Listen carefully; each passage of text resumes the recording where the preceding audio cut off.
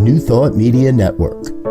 We are a global broadcast network of positive music, media, and entertainment, inspiring humanity's evolution along the journey of enlightenment and creating a world of love, peace, empowerment, and prosperity for all. New Thought Media Network. Positively inspiring.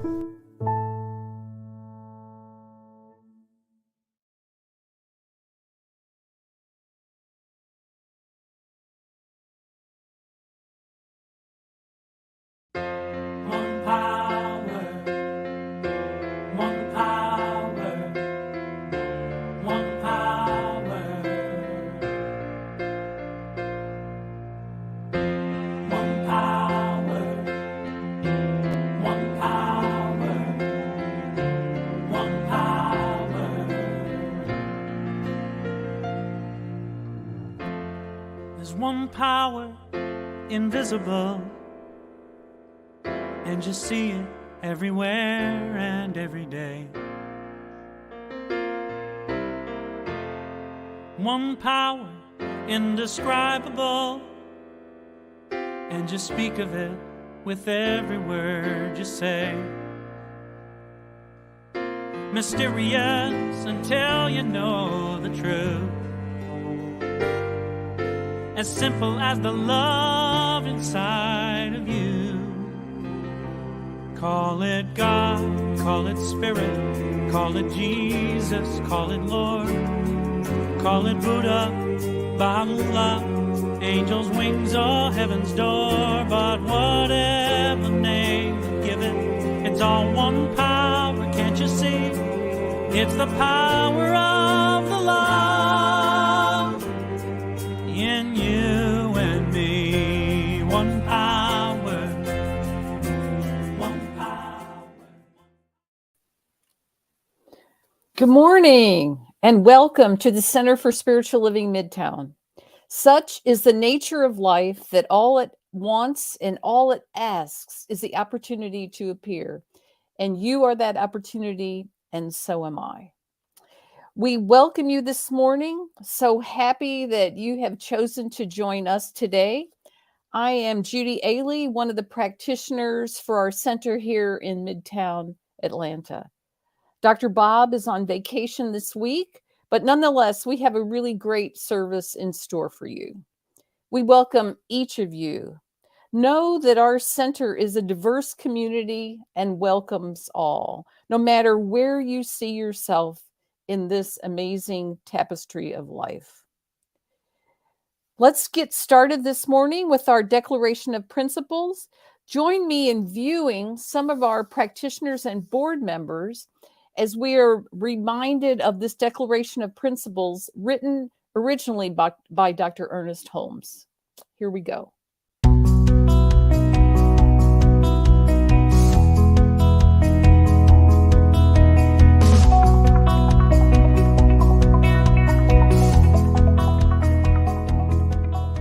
I believe in one God, one absolute power and first cause to all things. I believe that this power is perfect love and creates out of a desire to express love. I believe all thought is creative, and how I choose to think creates my personal experience. I believe in the unity of all life and the immortality of the individual soul, forever unfolding. I believe in the eternal goodness, the eternal goodness of God, the eternal loving kindness, and the eternal givingness of God to all. And so it is. And so it is. And so it is.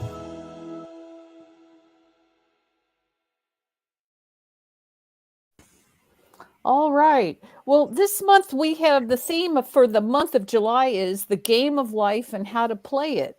And so we're continuing with that theme this Sunday. So I look forward to hearing about that. Also, each Sunday morning, we enjoy the words of one of our practitioners. This week, our practitioner is Lee Huffman, who actually happens to be the president of our board Thank you, Lee. And he will share his words of wisdom and lead us in an affirmative prayer. Thank you so much, Lee. Thank you, Judy. Good morning and welcome, everybody. It's good to be here in this virtual world of CSL Midtown. The center has just formed a group, and we're still forming a group that is looking at our future. The last 4 years have been a little bit difficult, not just at CSL Midtown, Centers for Spiritual Living Midtown, but all over the world. And for all churches and things like that, it's been a difficult time. And so we are putting together a team that is looking at where are we going to be 2, 3, 4, 5, 20 years from now. So it's an exciting time for our center. And as I was looking today, I came across some words in the textbook, the Science of Mind textbook. And it's on page 478. For those of you that have it around, it's right at the bottom of the page. And it's Ernest Holmes talking about John 14:1 that says, let not your heart be troubled. And it goes like this. The Master Jesus spoke, let not your heart be troubled. You believe in God, so believe also in me. His disciples were depressed, having an instinctive sense that Jesus was about to depart from them. They were filled with sadness. It was on the eve of his betrayal that he spoke these words, let not your heart be troubled. With that calm certainty, which has ever been given to the believing, he was not afraid. He had already plumbed the depths of the human experience and penetrated into the beyond.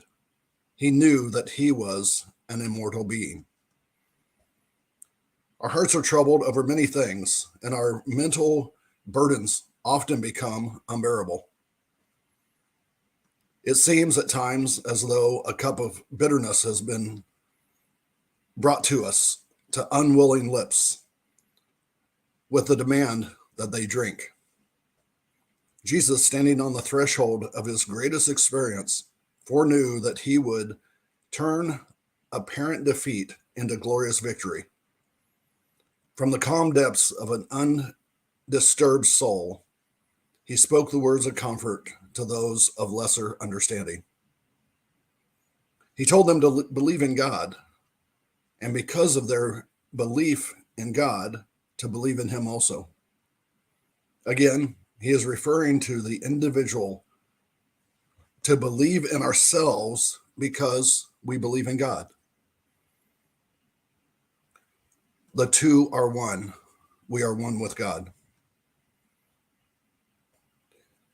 We are to know that the passing events cannot hinder an onward march of the soul. The temporal imperfections of the human cannot dim the eternal integrity of the divine. That's the reading from the Science of Mind textbook. And I'd like to go into a spiritual mind treatment. And a spiritual mind treatment is something that is an affirmative prayer that speaks to our hearts and speaks to our mind and helps us reprogram our minds and get it closer to spirit, closer to who we really are as being one with God. Spiritual mind treatment has been amazing for me and for many people. And if there's ever a need in your life and you would like to have a practitioner work with you, they will definitely use spiritual mind treatment in the discussions that you have with them. And you can find the practitioners on the website. And we are all here to help you. So a treatment is a spoken prayer that is one said in the first person. So I will say it like I'm saying it to me because I can only treat my mind. If there's any part of this that doesn't resonate with you, let it go. But if any of it resonates with you and makes you feel connected better to God, then I ask that you would take that in, think upon it, and let it calm your soul and make it so that our hearts are not troubled. So know this with me, if you will. There is one God, one divine power, one source of everything that is in our universe and created everywhere. One source. We are one with God. I am one with God. The sinner is one with God. I am an extension of God. From time to time, we will have a troubled heart. From time to time, I will have concerns where I've reflected on the past, or I've reflected on things that are frightening me about the future. And I know that these things are not true. That yesterday does not determine what tomorrow is going to bring. Today is the time that I know there is power in my thoughts. The truth is, God is in control. And God looks at his extensions, looks at us to see what we desire. And I know that that's wonderful things can happen out of that, complete changes in my life. There are false facts out there, things that look like they are not good, whether that be a balance sheet and an income statement in a business, which is what I work with, or just memories that are not good and things that we have seen in our life that don't resonate with me.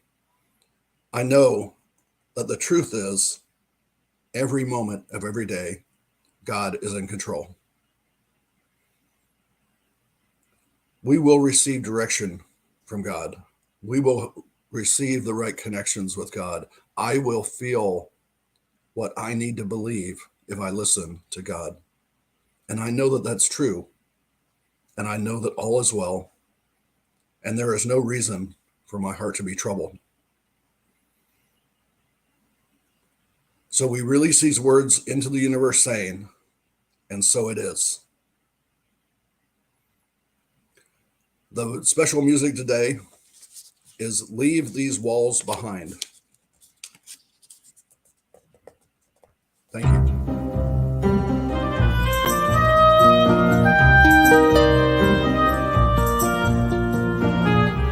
Sounds of the city,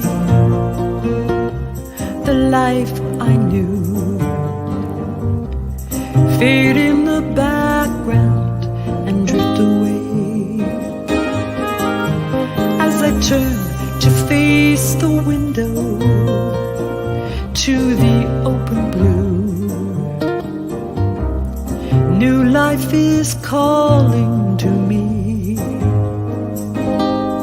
It says, come with me, beloved.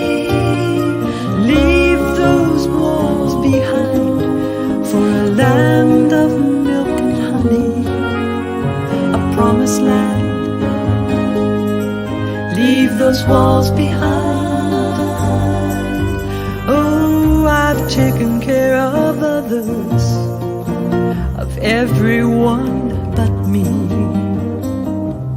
Closed in these walls, no room to breathe.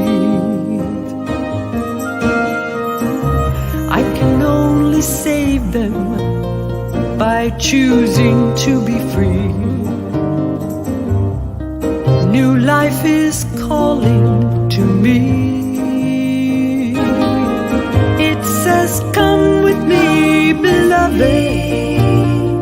Leave those walls behind, land of milk and honey, a promised land.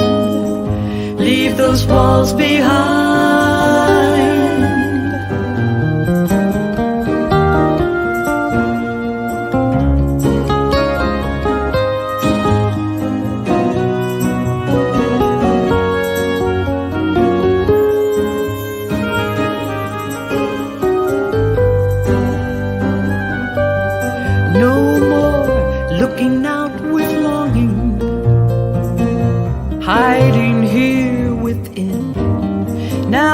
Finally have the courage to step outside. shaken off my sorrow, no more waiting to begin. New life is calling to me. It says, come with me, beloved, and leave those walls behind for a land of milk and honey, a promised land. Leave those walls behind. It says, come with me, beloved, and leave those walls behind for a land of milk and honey, a promised land. Leave those walls behind.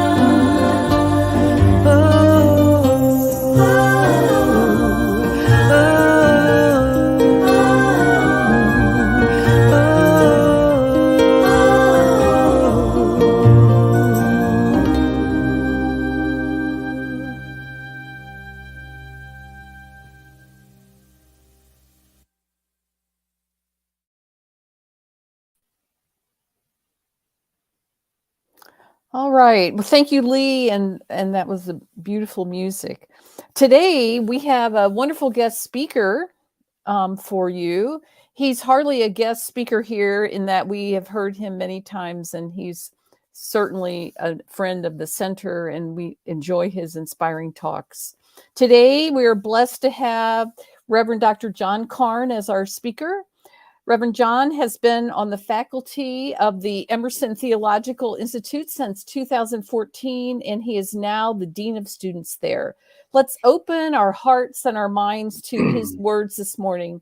Take it away, Reverend Dr. John Karn. Good morning. Thank you, Judy.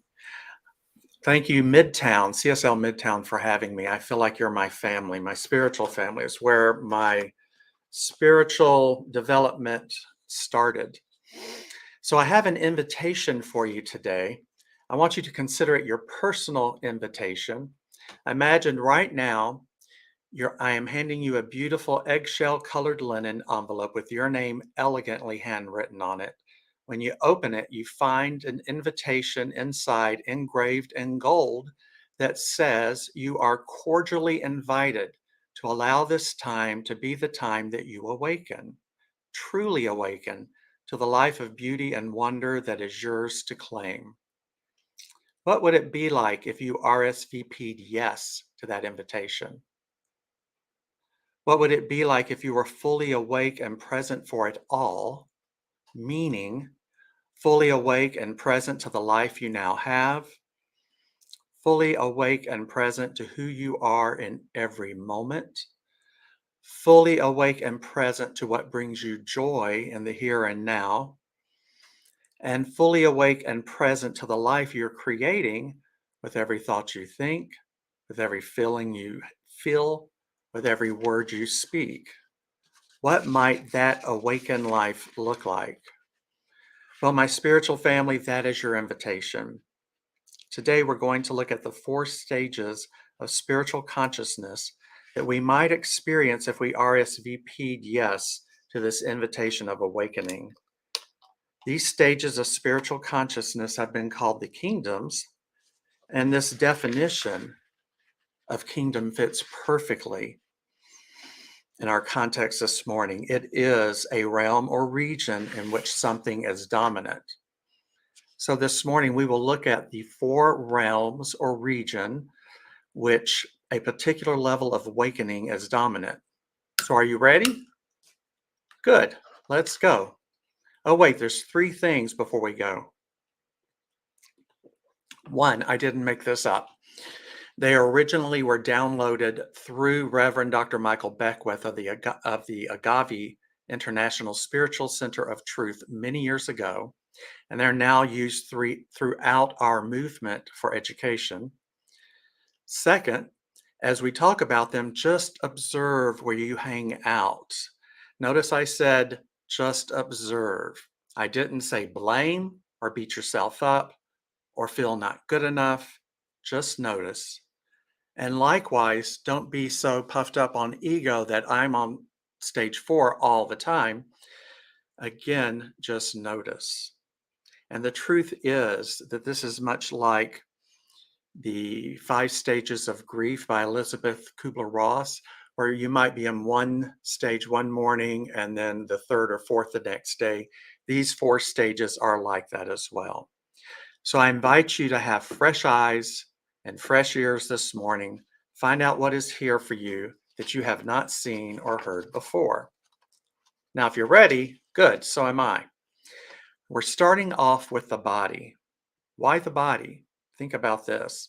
On the metaphysical chart of the Science of Mind textbook, the body is a form, right? It's a thought, manifestation.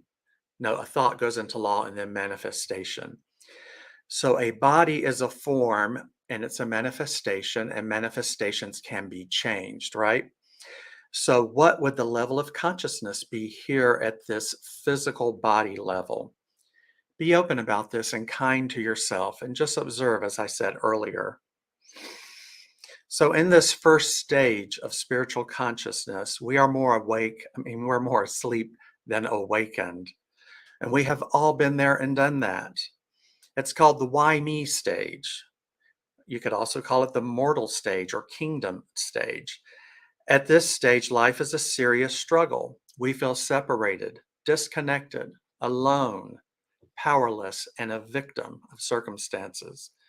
We think we have absolutely no control over what is happening in our lives. At this stage, we think that something outside of us is doing something to us. And it could be the God out there trying to get even with you. It could be the devil. Remember Flip Wilson's Geraldine? The devil made me do it. I thought about her the other day. It could be the enemy, as they talk about in the evangelical teachings. It could be our numerology chart, as we talk about in New Age. Cracks on the ground, you could have stepped on one. It could be your parents' fault. Most everything is, right? Could be our partners, the weather, the government, you name it. And there's a perfect way to know if you're in this stage. It's accompanied by quite a bit of noise, drama, complaining, and the back of your hand often to your forehead as you say these words, why does this always happen to me? Or these sister words, why is this happening to me again? Or their cousin, if only he or she would do this to me or that to me, I would be happy, okay, and at peace. Do you recognize any of those? The opportunity to awaken that we have at this stage is huge. It is the opportunity to give up blame and to begin to take responsibility for our own lives. We have this liberating opportunity to awaken to the truth that we are not victims of circumstance or fate. Others, the economy, the weather, the political climate, none of that controls us. We have the opportunity to awaken to the truth that we are empowered beings, endowed with the very nature of that which created us, which is the ability to create. I'm going to say that again. It's a really big one. We are empowered beings. We are endowed with the very nature of that which created us, which is the ability to create on our own. And that moves us to the second stage of spiritual consciousness or kingdom of awakening, which is the by me stage or the metaphysical stage. In this stage, we learn that we are not victims of circumstance. We begin to understand that we are part of something bigger than we are. And there is a law or a precise, specific way this something bigger than we are works, and we can work in harmony with it. Holmes writes in the Science of Mind textbook on page 38 that we are willing, thinking, knowing centers of consciousness or of life. We are surrounded by, immersed in, flowing through a creative something, and it's flowing through us. The sum total of our thoughts will create a tendency in this law that will cause us to react to us according to the sum total of that belief. Ignorance of the law excuses no one from its effect. If then certain specific ways of thought and belief have produced limitations, other beliefs will change them. We learn that things don't happen to us, but they happen according to our belief system. We can learn that we can change our thinking and change our lives. In this stage, we learn that we are creative beings. That's a very, very empowering place to be. It is a place we all need to awaken to in order to experience the beauty of life that Spirit intends for us to live and to experience. This is a stage where we learn there are amazing tools to help us on this journey, like affirmations, visualizing, vision boards, spiritual mind treatment, affirmative prayer. We can learn that if we can see it with our mind's eye and feel that it is done, we can create it. And we can. I love consciously creating stuff and watching it manifest. Someday when you have time, ask our Vance, who's running the sound and IT stuff, what he had on his vision board, unbeknownst to me, and it manifested in our lives. So this stage or kingdom is critically important, but it isn't the final stage in our evolution of consciousness. There's an opportunity for greater awakening here as we move into this next stage, stage 3, which is the through me stage or the mystic stage. In this stage, we begin to release control and replace it with a sense of a personal relationship with something that is more powerful than we are. At this stage, we begin to realize that we are spiritual beings having a human experience. It is called the through me stage or the mystic stage. So don't freak out because I said the word mystic. This is not the mystic that's a robed guru sitting cross-legged atop a mountain, humming all day. It's not so. And actually, that sounds pretty good to me. The mystic is one who senses the divine presence. The mystic feels God's presence. Perhaps not all the time, but certainly has extreme moments feeling it. And I think that goes for a lot of us here today. I know that I've had moments where I've felt the Spirit of God many times, but it comes and it goes for most of us. This is a space where we simply desire to be a vessel for God. It is the mystic who sings, "Use me, O God, I stand for you, and here I'll abide as you show me all that I must do." That's Ernest Holmes. Our guidance sometimes comes to us in the form of a vision, but it could also be a thought or some whispered words to us. We find that we're not so attracted to the outcome we are working on. Yet in this relaxed receptivity, we are more available to our greatest good. If you remember the phrase, this or something better, as we release control of that which we're working on to universal law. So in this stage of evolution, we bring in some other spiritual tools. Those tools are visioning, present moment awareness, forgiveness. We want about 75% of our thoughts focused on whatever this is we are bringing into our lives. And so we use these extra tools to help our mind to get there.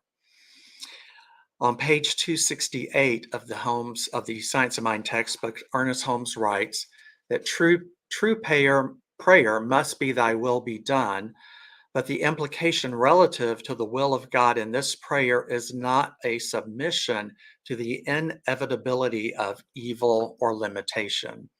It is knowledge that the will of God is always good.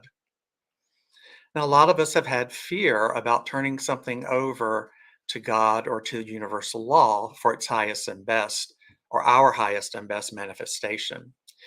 We need not worry that we will somehow be forced to live on the streets or take a serious cut in pay, or we'll have to leave somebody to make this growth work. That's not how it works. The highest and best is what comes through when we allow God or universal law to create for us. So while the stage of the mystic is very, very powerful, there is yet another stage, and it is the as me or master kingdom. The Christ, the Buddha, those are as me or masters in our awareness. It's a combination of the metaphysician and the mystic. Jesus is our primary example of the master teacher or the way shower. This is when we are in absolute union with the divine. There's no sense of separation. There's no division. You may recall Joel Goldsmith wrote, "Do not pray to God for things. Pray to know God, and all these things will appear." For those of us who've been fortunate enough to study Goldsmith, we know that his way of treating was just the recognition of God, going to God is. For those, when a master sees lack, he or she knows it's just a place to call forward the presence and the power of God.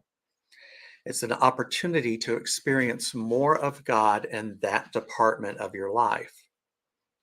You might remember Goldsmith's work was called The Way, and it was just that step one of treatment and an expansion of it. This is how Jesus could turn water into wine, allegedly, feed the thousands, heal the sick, raise the dead. More realistically, when he was faced with lack or limitation, he saw an opportunity to bring God into that situation. And he told his followers they could do this too. And they proceeded to create the story in a way that would catch the intended audience's attention of that day. Holmes wrote in the final conclusion of The Science of Mind, page 423, that the essence of spiritual mind healing and all true religious philosophy is an inner realization of the presence of perfection that is within us and all around us. We cannot be separate from it. It's simply not possible. We're living and having our life in this substance. It is the hope of heaven, the voice of God proclaiming, "I am that which thou art that which I am." And that is the as me, or the master stage of spiritual consciousness. I am that which thou art, and thou art that which I am. And that which God is, and that which I am, is love, only love. And we know that when we're in that divine state, 100%. During our lifetimes, we will spend time in all the kingdoms, and it isn't a linear process. We do go back and forth, switching metaphorical residences depending on the issue or the situation at hand. It's like the stages of grief. We don't go in the order as Kubler-Ross defines, but we go back and forth. Remember now, if you would, that invitation that I gave to you at the beginning of this talk.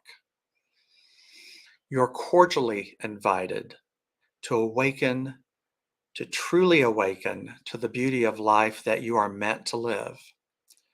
What are you going to awaken to this morning? To the realization that if you are hanging out in the why me or the mortal stage, you have an opportunity to embody the truth that you are a powerful and empowered being endowed with the very nature of that which created you, the very ability to create for yourself. Are you ready to master manifesting? Or is it the realization that while the by me or the metaphysical kingdom is absolutely vitally necessary, but it isn't the end, and that you can awaken to something even more powerful, the truth that you don't have to make things happen, but you can make them welcome by giving up control of how it comes about, the same way as we release in our spiritual mind treatments. We give it to something greater to welcome, to bring it into our lives, and something greater than you in your finite humanness. It is not my will, but thine, as the Master Jesus said, knowing that God's will is always for the highest good. Let us get confident about that if you haven't already. There should be no fear ever when praying or treating for this or something better. Are you ready to cultivate the as me mystic consciousness where there is no sense of separation and there is only love? Wherever you are ready to go, know that you're supported and embrace the empowered you. And we give thanks that it is so, and so it is. Thank you, Dr. John. What an awesome talk this morning. And for those of you that didn't catch it, what he said was, on my dream board, there's a picture of an Akita. And although we didn't necessarily want another Akita, one showed up in our life just because it was on my board. So he's a wonderful boy, and he's sitting right here. So with that we can create the life we want. I'm here to go into our affirmation of prosperity and our time of giving. So we have the opportunity to support this center. You can go to cslmidtown.org/donate, click on the QR code. I'll read our affirmation. You read it with me. I live in a universe of abundance. As I freely and joyfully give, I join in the divine flow, and all that I share with life returns to me multiplied abundantly. And so it is. And so there's a couple of announcements, not much. We're online for the next few weeks. We will be back in person the first weekend in August. We'll do a potluck that weekend at the Garden Hills Community Center. So if you're in Atlanta, want to join us for that, please do put that on your calendar and plan for that.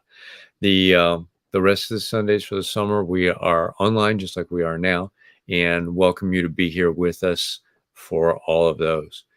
And Dr. Bob will be back next week. He's at teen camp this week, supporting all of the youth that have gone to that wonderful camp in Oregon.